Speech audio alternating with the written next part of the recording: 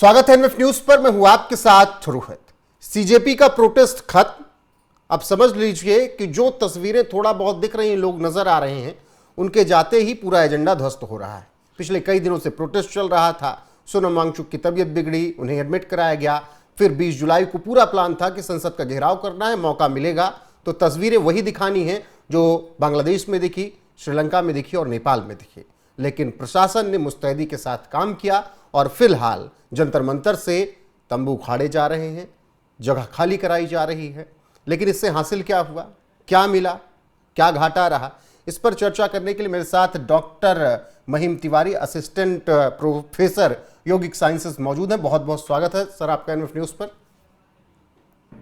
नमस्कार। इस पूरे प्रोटेस्ट को आप समराइज करेंगे, शुरुआत में ही पूछ रहा हूं, तो किस तरीके से देखेंगे? मैं व्यक्तिगत रूप से देखता हूं कि प्रोटेस्ट तरीके से प्रारंभ हुआ था, जियो को लेकर प्रारंभ हुआ था, पेपर लीक हुआ पूरे देश में, उसके प्रति था। मेरे अंदर भी वो आक्रोश था और सामान्य जनमानस भी कह रहा था कि ये पेपर लीक्स नहीं होने चाहिए। उस मुद्दे पर प्रारंभ होने के बाद जितने भटकाव इस आंदोलन में आए, रास्ते में अलग अलग प्रकार के लोग उसमें जुड़ते गए। वो वामपंथी हैं या फिर वो ऐसे लोग जो देश विरोधी हैं, सनातन विरोधी हैं, ऐसी बातें मंचों पर जाकर के कर रहे हैं। तो सारा जो है ट्रैक ही उसका बिगड़ता चला गया समय के साथ। हम चले थे किसी दूसरे उद्देश्य के लिए, लेकिन रास्ते में जब हमें लगा कि इतनी लोकप्रियता इससे मिल जाएगी, थोड़ा इसमें अगर ये बातें कर दे तो और लोकप्रिय हो सकते हैं, और पैसा आ सकता है, फॉरेन फंडिंग हो सकती है, तो फिर हमने अपने आप के सारे ट्रैक को डाइवर्ट कर दिया। तो मुझे व्यक्तिगत रूप से लगता है कि ये डाइवर्टेड आंदोलन था। बिल्कुल महिम जी, लेकिन अब तो मुलाकात भी हो गई नड्डा साहब से। आपको लगता है कि बातचीत बन गई होगी, बातें मान ली गई होंगी? नहीं, देखिए, बातचीत बनने जैसी कुछ है ही नहीं। जो एक 3 मांगे जो सोनम वांगचुक ने लिख करके भेजी हैं अस्पताल से, उन 3 मांगों में कोई ऐसी मांग नहीं है जो सामान्य जनता नहीं मांग रही है। सर, मांगों की समस्या है ही नहीं, समस्या तरीके की है। मैं लगातार इस बात को कह रहा हूं कि आप जो मांगे कर रहे हैं वो मांग मेरी भी है कि देश में सारे परीक्षाएं अच्छे तरीके से होनी चाहिए। बहुत अच्छी बात है, होनी चाहिए। लेकिन इस बात के लिए मैं ऐसा तो नहीं करूंगा ना कि जो राष्ट्र के विरोधी हैं, जो भारत के कश्मीर को भारत का इंटीग्रल पार्ट नहीं मानते हैं, ऐसे लोगों को आप अपने मंच पर जगह दे रहे हो। एक व्यक्ति वो गंजा वो टकला आकर के उस पर कहता है, क्षमा कीजिएगा मेरी भाषा के लिए, पर मुझे क्रोध है उसके ऊपर, कुणाल कामरा। उसने आकर के कहा कि सीता के पति का नाम ले लेकर के नीता के पति का काम कर रहे हो। सीता के पति कहने से भी समस्या नहीं है। माँ सीता हमारे देश में नारियों का स्थान पहले ही रहा है पुरुषों से, लेकिन जिस इंटेंशन के साथ वो कही जा रही है, जिस व्यंग्यात्मक लहजे में वो बात कही जा रही है, वो लहजा खराब है सर। तो ऐसे लोगों को अगर आप मंच पे खड़ा करोगे तो सर, आप अगर सोने की थाली में परोस करके कोई मुद्दा लेकर के आओगे ना, उसको भी जनता लात मार देगी, क्योंकि हमारे लिए वो मायने नहीं रखता, हमारे लिए राष्ट्र मायने रखता है, राम मायने रखते हैं। लेकिन फिर महिम जी, सवाल ये होता है कि अगर हम हिंदू हैं, सनातनी हैं, बिल्कुल हमारे आराध्य भगवान श्री राम है और भारत की संस्कृति के आराध्य भगवान श्री राम है, लेकिन वहाँ पर भी तो तमाम हिंदू खड़े थे, तमाम सनातनी कहने वाले खड़े थे। उन्होंने तो उस व्यक्ति का बुरा नहीं माना। मैं क्या कह रहा हूं, मैं कह रहा हूं सामान्य जनता जो है इस देश की बहुत भोली है, बहुत मासूम लोग हैं। जब किसी कैंपेन को प्रोपेगेंडा के तहत उस पर पैसे खर्च किए जाएंगे, आप देखो कि 16, 17, 18 इन 3 दिनों में कितने ज्यादा लोगों ने एक साथ ट्वीट्स और वीडियोस और सब कुछ जारी किया। ये सब क्या सो रहे थे इसके पहले? क्या हमें और आपको नहीं पता कि प्रोपेगेंडा कैसे काम करता है? एजेंडाज में, कैंपेन में जब पैसा डाला जाता है तो कैसे एकदम से रीच आती है। तो ऐसे ऐसे लोगों को पैसे देकर के बातें बुलवाई गई जिनकी थोड़ी सी, मैं कह रहा हूं बहुत ज्यादा नहीं, थोड़ी सी क्रेडिबिलिटी है, जिनकी बातों पर कुछ लोग प्रभावित हो जाते हैं। वही लोग दिख रहे हैं वहां पर। सामान्य जनता तो मासूम है यहाँ की। वो सामान्य जनता जिसे वो कुछ भी बता दो वो मानने को तैयार है। उसे लग रहा है कि लिखी हुई सारी बात, न्यूज चैनलों पर आ रही सारी बातें, या इन फला फला लोगों के मुंह से कही जा रही सारी बातें ठीक ही होती होंगी। क्योंकि उसे क्या पता कि वो जो स्टार्स पैसे लेकर के तुमको कैंसर बेच सकते हैं, पैसे लेकर के तुमको जुआ बेच सकते हैं, वो पैसे लेकर के देश के खिलाफ में भी खड़े हो सकते हैं, संस्कृति के खिलाफ खड़े हो सकते हैं। उनको ये बातें नहीं पता होती हैं सर। लेकिन क्या आपको लगता है अभिजीत दीप के, सौरभ दास और वो क्या नाम है एक का, तो मुझे याद नहीं आता, जो हमेशा डांस करता रहता है, इन लोगों ने विजेता दहिया, पॉलिटिकल जर्नी अपनी हासिल कर ली? पॉलिटिकल जर्नी इतनी आसान नहीं होती। इतना सरल होता सर तो बहुत, ये मैं आपको बताऊं, मैं जो समझ पा रहा हूं, जो आंदोलन अन्ना हजारे ने किया था और वो चूंकि सफल रहा आंदोलन, उसी तर्ज पर दोबारा एक आंदोलन करने का प्रयास किया। उन्होंने सोचा कि एक आंदोलन तो सफल हो गया था, ये दूसरा हम करेंगे, ये भी सफल हो जाएगा। लेकिन हजारे के आंदोलन में और इस आंदोलन में दो गहरे अंतर हैं। पहला अंतर कि अन्ना हजारे के मंच पर राष्ट्र विरोधी लोग नहीं आ रहे थे। होठों पर गंगा हो, आंखों में तिरंगा हो, इस प्रकार के गीत गाए जा रहे थे। वहां यही हो रहा था कि हम लड़ के लेंगे आजादी और लेके रहेंगे आजादी, और नेपाल और देश के झंडे, पाकिस्तान के झंडे दिख रहे हैं, और वहां का प्रोपेगेंडा, ये सब नहीं हो रहा था। एक तो सफलता का कारण ये था। दूसरा अन्ना हजारे के आंदोलन के सफलता का कारण जो मुझे समझ में आता है वो ये था कि वो बहुत सिस्टमैटिक वे में और बहुत अच्छे मुद्दे पर शुरू हुआ था और अंत तक उसी मुद्दे पर बना रहा। ये शुरू तो नीट पेपर लीक पर हुआ, लेकिन डाइवर्ट होकर के कहां पहुंच गए? अब ये लोग क्या क्या मांग रहे हैं, वहां पर मांगे क्या है कि मांगे क्या है? वहां बयान सुनिए आप। एक वो कहता है विजेता दहिया कि ये प्रेमानंद को महाराज क्यों कहते हो आप? कहा कौन से साम्राज्य के महाराज है सर? इसलिए आंदोलन करने गए हो आप वहां पे? है?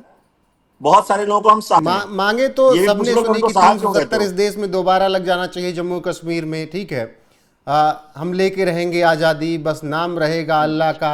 अगर बाप भी पूछा जा रहा था भारत माँ है तो बाप कौन है? हाँ बताइए। ऐसे तमाम बयान, तमाम मांगे रही हैं। मुझे फिर भी आपत्ति हर चीज़ से नहीं रही, लेकिन मुझे 370 वाले पर आपत्ति हुई कि क्यों होना चाहिए 370 इस देश में। चलिए, आपकी विचारधारा नहीं मजबूर नहीं है, आप दे लीजिए सनातन को गाली, यहां सिर नहीं कटता है तो आप आज़ाद हैं सनातन को गाली देने के लिए, लेकिन 370 इस देश में दोबारा क्यों लगे जम्मू कश्मीर में? बिल्कुल, एक बात तो आपने बोली 370 के विषय में, निश्चित रूप से आपकी बात सही है। जो भी चीजें भारत को अखंड बनाने के लिए, भारत की एकता अखंडता को बनाए रखने के लिए महत्वपूर्ण है, उन चीजों पर कोई समझौता नहीं किया जाना चाहिए। पहली बात आपने बोली। दूसरा, आपने बोला कि सनातन में हम सुन लेते हैं तो ठीक है गाली दे लीजिए। इस पर मेरे थोड़े अलग विचार हैं। हमको कुछ चीजों को लेकर के बहुत अंदर से फर्म होना पड़ेगा, सख्त होना पड़ेगा कि लेकिन आप सिर तो हमारे नहीं काट आदर्शों पाएंगे के, नहीं मैं क्या कह रहा हूं, हमारे आदर्शों के ऊपर अगर कोई आक्षेप करता है, हमारे जो आदर्श हैं, जो राष्ट्र के नायक हैं, उनके ऊपर हम सिर नहीं काटेंगे। मैं नहीं कह रहा सिर काट दीजिए उनका, लेकिन पूर्णतः बहिष्कार उन लोगों का, उन वो अच्छी बातें भी कर रहे हो उनका पूर्णतः बहिष्कार। जो मैंने अभी पिछले एक वीडियो में मैंने बोला इस बात को कि मटर पनीर बहुत अच्छी लगती है खाने में, लेकिन वो गोबर में पड़ी हुई है, कोई नहीं खाएगा उसको। तो ये गोबर साफ करना है। अच्छी चीजें भी अगर गोबर के अंदर जाती हैं तो बर्बाद हो जाएंगी। तो हमारे राष्ट्र के नायक राम हैं, कृष्ण हैं, गौतम हैं, गणाद हैं, जैमिनी हैं, पाणिनि हैं, पतंजलि हैं, चरक हैं, सुश्रुत हैं, धन्वंतरी हैं। इन लोगों के लिए अगर कोई भी किसी भी प्रकार की अनर्गल बयानबाजी करता है तो हिंदू समाज को, सनातन समाज को और पूरे देश को एकजुट होकर के विरोध करो, बहिष्कार करो, आर्थिक बहिष्कार करो इनका। बिल्कुल। आज आखिरी सवाल, आज जो प्रोटेस्ट आपने देखा, जिस तरीके से संसद भवन की तरफ बढ़ा, तो लाठीचार्ज भी करना पड़ा, आंसू गैस के गोले भी दागने पड़े, फिर उस पर खूब विरोध होने लगा। दिल्ली पुलिस ने आकर तमाम सफाइयां दी और बता दिया कि ऐसा कुछ हुआ नहीं, जो लोग आप माहौल बना रहे हो। लेकिन क्या आपको लगता है कि पूरी प्लानिंग थी नेपाल, नेपाल, बांग्लादेश और श्रीलंका बनाने की? आज बोला ही, भाषणों में नहीं बोला उन्होंने कि अगर नेपाल में ऐसा हो सकता है तो तुम क्यों नहीं कर रहे हो? अरविंद केजरीवाल ने वीडियो जारी करके कहा कि नेपाल का जनजी जाग सकता है, श्रीलंका का जनजी जाग सकता है, तो भारत के जनजी नहीं जागेंगे क्या? ये क्या है सर? ये सॉफ्ट प्रोपेगेंडा है, एक तरीके से देश में दंगे करवाने का प्रयास। आप समझिए ना, अगर आप नेपाल और बांग्लादेश का उदाहरण दे रहे हो जहां पर इस प्रकार का हिंसक आंदोलन हुआ है, तो आप कहना चाहते हो कि तुम लोग शांत क्यों बैठे हो?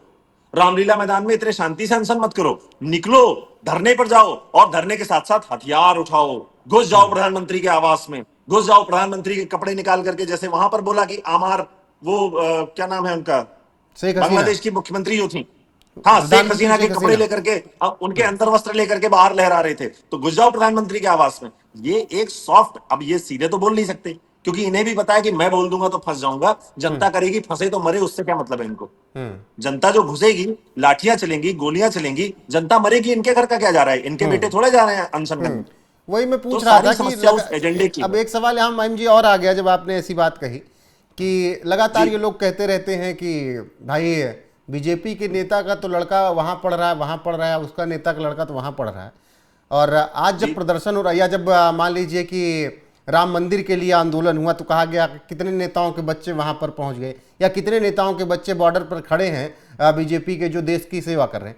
आज मैं प्रदर्शन देख रहा था, किसी नेता का बच्चा नहीं नजर आया। मैं इस बात को आप कह रहे हो, इस बात को मैं पिछले 4-5 साल से लगातार कह रहा हूं कि वो भारतीय जनता पार्टी हो, आम आदमी पार्टी हो, ये जितनी पार्टियां इस देश में, समाजवादी पार्टी हो, सब ले लो, एक ही पार्टी, जब तक ये देश पार्टियों को वोट देता रहेगा तब तक इस देश का कल्याण नहीं हो सकता। व्यक्ति को विचार वोट देना शुरू करना होगा। हमको ये जो झुंझुना दिया गया यंत्र के नाम डालने का, हमको लगता है कि लोकतंत्र में वोट डालने का अधिकार मिल गया बस हमें, अब तो हम स्वतंत्र हो गए। सर, ये सबसे बड़ा फ्रॉड है कि हमको लगता है कि वोट डालने के अधिकार मिल जाने से हम स्वतंत्र हो जाएंगे। हमें उस स्वतंत्र विचार लाना होगा अपने अंदर। नेताओं के बच्चे यहाँ एक भी नहीं पढ़ते, सब विदेशों में पढ़ रहे हैं, तो वहां यहाँ की शिक्षा वो ठीक करेंगे। वो बीमार होते हैं, इलाज करवाते हैं विदेश में, वो यहाँ क्यों अस्पताल ठीक करेंगे? उन्हें तुम्हारे जीवन से क्या फर्क पड़ता है? सबसे बड़ी बात हमको ये समझनी है कि सर, अच्छा, एक सामान्य आदमी किसी बड़े नेता के खिलाफ खड़ा भी हो जाए इलेक्शन लड़ने, अगर आप जरा उसके लोगों के शब्द सुनना, लोग क्या कहते हैं कि अरे भैया में थोड़े लग जाएंगे ये। भैया जी, कोई ईमानदार आदमी खड़ा हो जाए, भैया निकलते हैं तो देखो 50 फॉर्च्यूनर निकलती है आगे पीछे। अरे मूर्ख, अरे भोले लोग, वो 50 फॉर्च्यूनर वो तुम्हारे पैसे से ही खरीदी है उन्होंने। उससे तुम्हारे बच्चे को अच्छी शिक्षा मिल सकती थी, अच्छी चिकित्सा व्यवस्था हो सकती थी, अच्छी सड़कें हो सकती थी कि तुम्हारा बच्चा सड़क पे ना मरे। वो सारा पैसा लूट करके उस व्यक्ति ने फॉर्च्यूनर खरीदी है, और तुम उसके फॉर्च्यूनर पे फिदा हो रहे हो कि अरे भैया में थोड़े लग जाएगा ये जो नया खड़ा हुआ है ईमानदार। बिल्कुल, तो ये इस देश की समस्या है सर। समस्या और सच्चाई दोनों है। बहुत शुक्रिया आपका हमारे साथ जुड़ने के लिए। बाकी दर्शकों की राय क्या है इस बातचीत पर कमेंट सेक्शन में जरूर बताइएगा। बने रहेगा हमारे साथ लगातार। बहुत बहुत धन्यवाद, बहुत बहुत धन्यवाद।